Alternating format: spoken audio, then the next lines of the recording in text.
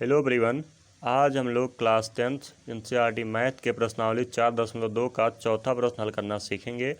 हमने इसके पहले के प्रश्नों को हल कर लिया है। अगर अभी तक आपने नहीं देखा है तो हमारे यूट्यूब चैनल पर जाकर आप उसे देख सकते हैं। सबसे पहले प्रश्न पढ़ लिया जाए। प्रश्न में कह रहा है दो क्रमागत धनात्मक पूर्णांक ज्ञात कीजिए जिनके वर्गों का योग क्या है। जिनके वर्गों का योग 365 है। तो हाँ, हम सबसे पहले क्या लिखेंगे? सबसे पहले हम लिखेंगे माना दोनों क्रमागत धनात्मक पूर्णांक क्या हैं? x और x+1 है। चलिए ठीक है। इतना लिखने के बाद हम क्या लिखेंगे? हम लिखेंगे प्रश्नानुसार। जो प्रश्न में कह रहा है दोनों जो क्रमागत धनात्मक पूर्णांक है उनके वर्गों का योग क्या है? 365 है। यानी हमारा पहला पूर्णांक है x, तो x का करेंगे वर्ग यानी x², और इसका योग करेंगे किसमें? जो दूसरी क्रमागत पूर्णांक है यानी x+1। इन दोनों का जो योग है वो कितना है? वो है 365। चलिए ठीक है। अब ये हो गया हमारा x²। और यहाँ देखिए, यहाँ हम लगा सकते हैं ये प्लस बी का होल स्क्वायर। सबको पता होगा ये प्लस बी का होल स्क्वायर क्या है? वो होता है A square plus B square plus 2ab। तो यहाँ से ये हो जाएगा x का स्क्वायर प्लस एक का स्क्वायर करेंगे तो एक ही रहेगा। फिर प्लस में क्या आ जाता है? प्लस में आता है 2ab। तो 2 की जगह पे 2 लिखेंगे। उसके बाद ये की जगह पे यहाँ पे है x और b मतलब 1 है, तो 1 का गुणा करने से कोई फ़र्क नहीं पड़ेगा। ये हो जाएगा इक्वल टू में 365। फिर देखिए x² और x² ये दोनों क्या हो जाएंगे? ये दोनों हो जाएंगे 2x²। और प्लस में यहाँ करेंगे 1 और फिर ये प्लस में है 2x इक्वल टू में 365। और फिर देखिए इसी को हम क्या लिख सकते हैं? इसी को हम लिख सकते हैं x² 2x² प्लस का 2x और प्लस 1 है। और अगर हम 365 को इधर पक्षांतर करें तो इधर आके माइनस का 365 हो जाएगा और इक्वल टू में हो जाएगा 0। फिर ये हो जाएगा 2x² प्लस 2x। और ये देखिए 365 माइनस का और प्लस का 1 है, तो ये माइनस का हो जाएगा 364 इक्वल टू में हो जाएगा 0। इसमें देखिए अब क्या है, इसमें हम देख सकते हैं कि यहाँ भी 2 है, यहाँ भी 2 है, यहाँ भी, मतलब 364 में भी 2 होता है। तो अगर हम 2 कर लें कॉमन तो अंदर क्या बचेगा? यहाँ बचेगा x², यहाँ बचेगा सिर्फ x। और यहाँ देखिए 364 से जब हम 2 निकाल लेंगे तो ये हो जाएगा 1 8 2 यानी 182 इक्वल टू में हो जाएगा हमारा 0। अब यहाँ देखिए यहाँ 2 हमारा गुणनफल में है, मतलब गुणे में है। अगर उसको हम उधर भेज दें तो ये क्या हो जाएगा? उधर जाके वो भाग में हो जाएगा। तो इसको हम लिख सकते हैं x² plus x minus 182 equal to. देखिए 2 को जब हम इधर से इधर पक्षांतर के, मतलब जब यहाँ गुणे से ये भाग में जाएगा, 0 में भाग होगा तो फिर से ये हो जाएगा 0 ही। अब ये हमारा क्या हो गया है? ये हमारा द्विघात समीकरण के रूप में हो गया है। इसको हल करना हम लोग पहले ही सीख चुके हैं। क्या करना रहता है? सबसे पहले अचर पद का हम गुणा करते हैं x² वाले पद में। देखिए माइनस 182 का गुणा करेंगे x² में तो ये हो जाएगा माइनस 182 x²।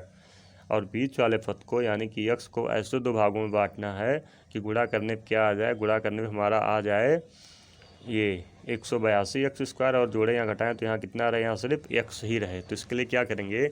इसके लिए हम करेंगे 182 का अभाज्य गुणनखंड। चलिए देखिए हमने अलग से 182 का गुणनखंड कर लिया है। तो गुणनखंड करने में क्या आएगा? वो आएगा 2 × 7 × 13, यानी ये हो जाएगा 2 × 14 × 13। अगर 14 × 13 कर दिया जाए तो ये 182 हो जाएगा। और अगर 14 - 13 कर दें तो ये सिर्फ 1 बचेगा। मतलब क्या है? मतलब ये हो गया कि यहाँ हम x² और जो ये x है इसको हम लिख सकते हैं 14x माइनस का 13x, और ये माइनस का हो जाएगा 182 इक्वल टू हो जाएगा 0। अब देखिए 2 का बनाया जाएगा जोड़ा। जोड़ा बनाने के बाद क्या होगा? जो कॉमन है उसको कॉमन करेंगे। तो यहाँ देखिए यहाँ दोनों में क्या है? यहाँ x², यहाँ 14x है, तो दोनों में x है तो x हम कर सकते हैं कॉमन। तो यहाँ सिर्फ x बचेगा क्योंकि यहाँ x² था, एक x निकल गया तो एक x बचा हुआ है। और 14x से जब x निकल गया तो यहाँ पे सिर्फ 14 बचेगा। अब देखिए दूसरे चीज़ में भी हमको, मतलब दूसरे जोड़े में भी ऐसा चीज़ कॉमन करना है कि यहाँ भी ब्रैकेट में वही चीज़ रहे यानी x+14 ही रहे। तो इसके लिए क्या करेंगे? इसके लिए अगर हम माइनस का 13 कॉमन कर ले रहे हैं, अब देखिए -13 अगर यहाँ से निकल जाएगा तो यहाँ सिर्फ x बचेगा, और माइनस हमने कॉमन कर लिया था। और 182 से अगर हम 13 कॉमन करेंगे तो वहाँ सिर्फ 14 बचेगा।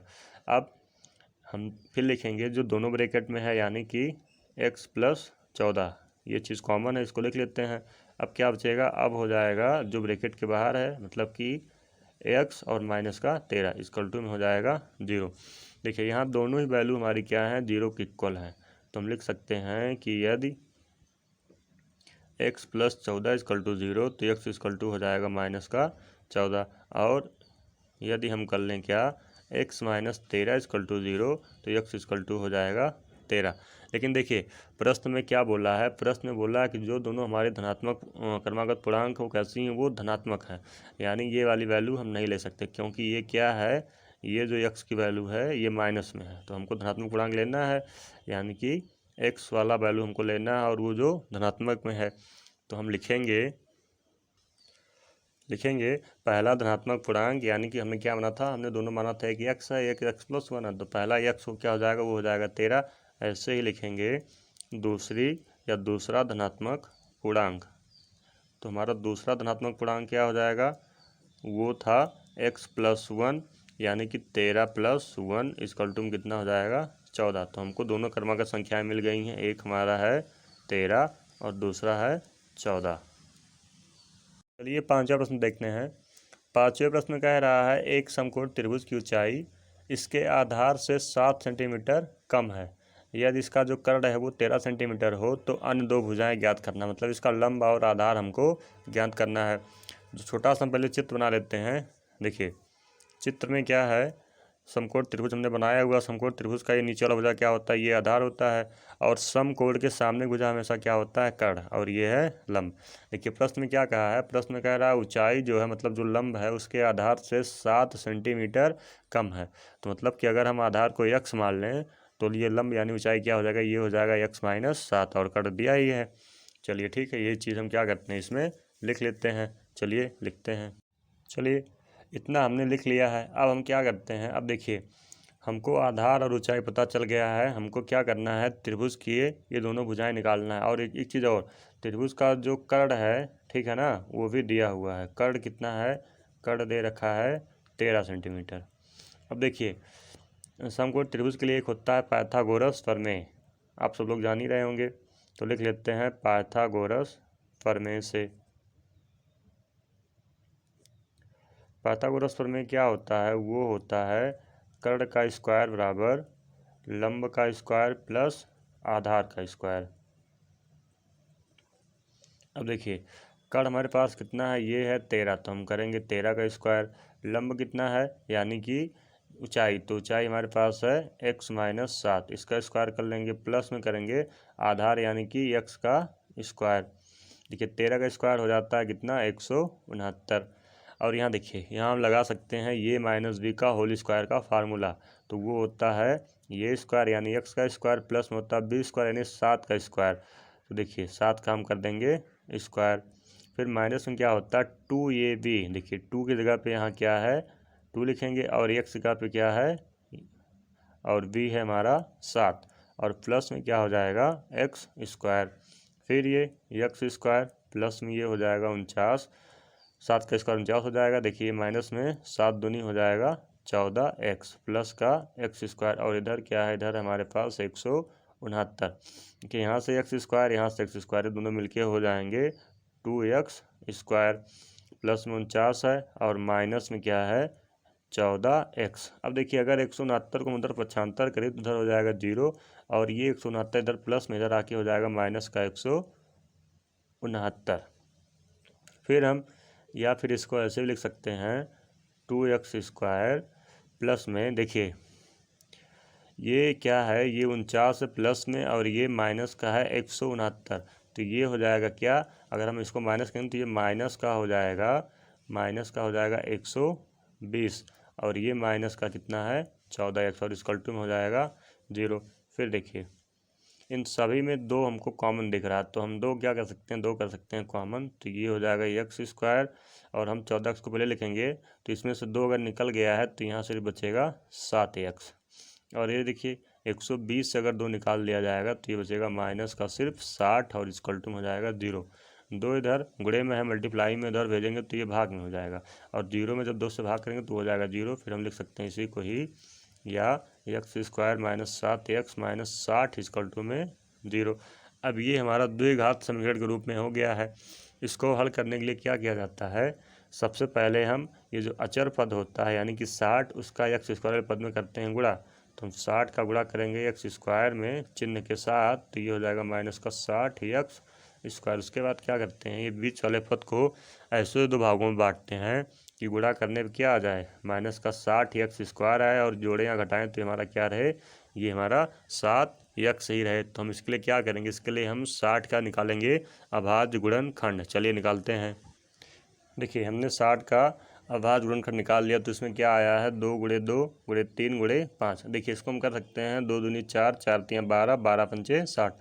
और अगर हम 4 तियाँ 12 अगर कर लेंगे, 2 दूनी 4, 4 तियाँ 12, 12 और पंचे 60 कर सकते हैं, और 12 माइनस 5 करेंगे तो ये 7 हो जाएगा। मतलब हम 7 एक्स को हम लिख सकते हैं माइनस का 12 एक्स और प्लस का अगर कर दें 5 एक्स, और माइनस में ये 60 है ही। अब देखिए माइनस 12 में से अगर प्लस 5 को माइनस करें तो माइनस 7 हो जाएगा, और 12 पंचे ये भी फिर से माइनस का 60 हो जाएगा। अब देखिए अब दो दो का हम बना लेते हैं जोड़ा यानी कि फेयर। उसके बाद जो दोनों में कॉमन है, तो यहाँ एक्स है यहाँ भी एक्स है, तो एक्स हम कर लेंगे कॉमन, तो यहाँ बचेगा एक्स और यहाँ बचेगा माइनस का 12। यहाँ फिर देखिए ऐसी चीज़ कॉमन करनी है कि ब्रैकेट में फिर से वही x माइनस 12 ही है, मतलब दोनों ब्रैकेट में कॉमन चीज़ होना चाहिए। तो यहाँ से हम 5 कॉमन कर सकते हैं, तो 5 कॉमन करेंगे तो ये देखिए 5 एक्स था, सिर्फ एक्स बचेगा। 60 में से अगर 5 कॉमन कर लेंगे तो ये माइनस का 12 बचेगा। अब जो दोनों ब्रैकेट में कॉमन चीज़ है उसको एक बार लिखेंगे, यानी x माइनस 12। उसके बाद जो ब्रैकेट के बाहर है x और प्लस का 5 इक्वल टू में हो जाएगा 0।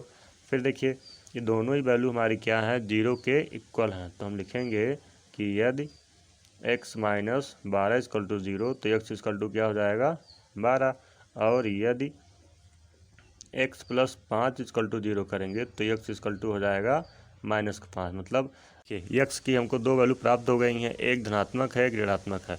लेकिन इसमें क्या करेंगे, इसमें हम ऋणात्मक वैल्यू नहीं लेंगे, क्योंकि जो जो हमारा x का मान होना चाहिए, यानी जो x हमारा क्या है त्रिभुज का आधार है, तो वो ऋणात्मक हो नहीं सकता, इसलिए ये वैल्यू हम नहीं लेंगे। तो x बराबर हम क्या लेंगे, x बराबर हम 12 लेंगे।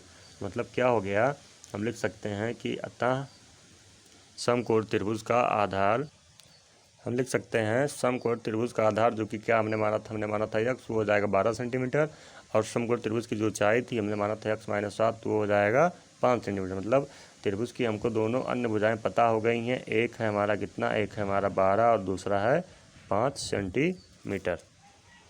चलिए अगला प्रश्न देख लेते हैं। अगले प्रश्न में कह रहा है एक कुटीर उद्योग एक दिन में कुछ बर्तनों का निर्माण करता है। एक विशेष दिन यह देखा गया कि प्रत्येक नाग का जो निर्माण लागत था वो उस दिन के निर्माण किए गए बर्तनों की संख्या के 2 गुने से 3 अधिक था। तो हमको बताना है उस दिन कितने मतलब बर्तन निर्मित हुए और प्रत्येक नाग की लागत मूल्य क्या थी, और हमको ये दे दिया है कि उस दिन पूरे बर्तन जो बने थे उन सभी बर्तनों को बनाने में कितना रुपया लगा था, 90 रुपया। चलिए सबसे पहले लिख लेते हैं। चलिए हमने लिख लिया कि उस दिन निर्मित बर्तनों की संख्या कितनी है, x। अब देखिए प्रश्न में क्या कह रहा है कि एक विशेष दिन यह देखा गया कि प्रत्येक नाग का जो निर्माण लागत था वो उस दिन निर्माण किए गए बर्तनों की संख्या के 2 गुने से 3 अधिक था। यानी कि उस दिन क्या हो जाएगा, हम लिख सकते हैं कि उस दिन जो प्रत्येक नाग का निर्माण लागत था वो कितना था, वो था देखिए उस दिन निर्मित किए गए बर्तनों की संख्या जो कि कितनी है x, उसके 2 गुना है, यानी x का 2 गुना और उससे भी 3 अधिक। ठीक है, इतना हो गया। और फिर उसमें और भी जो दिया है उसको भी लिख लेते हैं। देखिए प्रश्न में दिया गया है कि उस दिन की कुल निर्माण लागत कितनी है, वो 90 रुपया है। अब हम आगे कर सकते हैं प्रश्नानुसार। देखिए उस दिन निर्मित बर्तनों की संख्या x थी, ठीक, और एक बर्तन बनाने में इतना रुपया लगा था। तो अगर हम कुल बर्तनों की संख्या में एक बर्तन को बनाने में जो लगा हमारा रुपया है, जो लागत है, उसका गुणा कर दें तो कितना है, वो 90 रुपया के बराबर है। ठीक है, जब गुणा करेंगे तो ये हो जाएगा x गुणा, जब 2x में करेंगे तो ये हो जाएगा 2x स्क्वायर, और x गुणा 3 में करेंगे तो प्लस का 3x, और बराबर में हो जाएगा 9। फिर देखिए 2x स्क्वायर प्लस का ये 3x है, 90 को अगर इधर पक्षांतर करेंगे तो ये माइनस का हो जाएगा 90 और इक्वल टू में हो जाएगा 0। अब देखिए, अब ये हमारा द्विघात समीकरण के रूप में हो गया है। इसको हल करने के लिए क्या किया जाता है, सबसे पहले जो अचर पद होता है इसका गुणा किया जाता है एक्स स्क्वायर वाले में, और बीच वाले पद को 2 भागों में बांटा जाता है। देखिए 90 का गुणा 2x स्क्वायर में करेंगे तो हो जाएगा 180। हम क्या करेंगे, 180 का निकाल लेंगे अभाज्य गुणनखंड, तो वो हो जाएगा ये, देखिए ये हो गया 45, फिर 3 से काटेंगे तो 15, फिर 3 से काटेंगे तो ये 5, और फिर ये 5 से 1, यानी देखिए हम लिख सकते हैं 2 दूनी 4, 4 3 12, 12 हो गया। और इसको अगर लिख दिया 3 बचे 15, तो अगर 15 गुणे 12 कर दें तो हो जाएगा कितना 180, और 15 में से 12 घटा दें तो हमारा 3 बचेगा। मतलब हम इसी को लिख सकते हैं 2x स्क्वायर प्लस में 15x माइनस में 12x और माइनस का 90 इक्वल टू में 20। अब दो का हम जोड़ा बना लेते हैं।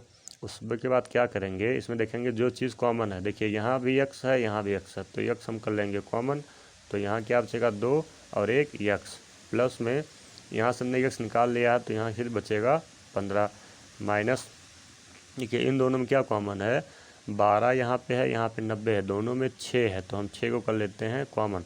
12 में से अगर 6 हमने कॉमन कर लिया तो यहाँ बचेगा सिर्फ 2x। उसका देखिए हमने माइनस भी कॉमन किया तो ये माइनस भी हो जाएगा, मतलब यहाँ प्लस हो जाएगा।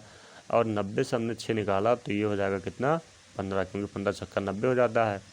अब जो दोनों ब्रैकेट में कॉमन है यानी ये 2x प्लस 15, इसको एक बार लिखेंगे, और उसके बाद जो ब्रैकेट के बाहर है x माइनस 6 इक्वल टू में हो जाएगा 0।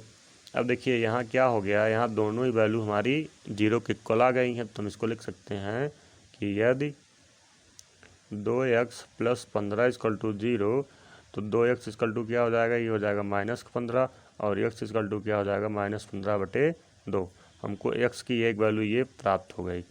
आगे हम करेंगे कि यदि अब की बार क्या कर लें, x माइनस 6 इक्वल टू 0 कर लें, तो x इक्वल टू क्या हो जाएगा, माइनस से उधर जाएगा तो प्लस का 6। x की हमको 2 वैल्यू प्राप्त हो गई, लेकिन एक वैल्यू क्या है, माइनस में है, तो ये वैल्यू हम नहीं ले सकते। ये वैल्यू क्या है, ये वैल्यू हमारी अमान्य है। तो हम क्या करेंगे, अब ये x बराबर 6 लेंगे। अब देखिए जब x बराबर 6 हो गया तो इसमें हम आगे लिख सकते हैं फिर, अब देखिए हम लिख सकते हैं कि उस दिन निर्मित बर्तनों की संख्या कितनी है, हमने माना था x, तो x बराबर हो जाएगा 6। और फिर देखिए उस दिन जो प्रत्येक नाग बना, मतलब जो प्रत्येक बर्तन बना, उसका निर्माण लागत क्या था, वो था 2x + 3, यानी कि ये हो जाएगा 2x + 3। तो x की वैल्यू है 6, यानी 6 दूनी 12 और 3 15 रुपये। मतलब ये हो गया कि उस दिन बने बर्तनों की संख्या 6 थी, और एक बर्तन को बनाने में कितना रुपये लगा था, वो था 15।